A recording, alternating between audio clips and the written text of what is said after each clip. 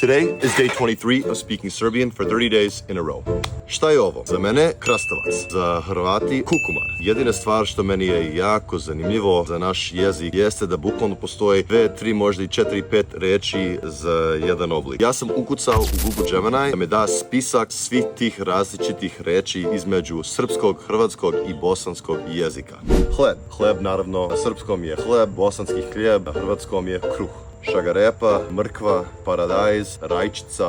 Znam također u Splitu oni kažu pomidoro, pirinač, riža, kafa, kava, voz, vlak, ne znam vlak. Šta još ovdje? Peškir, ručnik, kašika, žlica, viljuška, vilica, tiganj, tava, kaiš, remen, pantalone, hlače, supa, juha, boranija, mahune. To je to za danas. Mislim da ovo je bio baš neka zanimljiva, dobra tema. Baš mi je drago što sam ovo uradio. Vidimo se sutra. Ćao!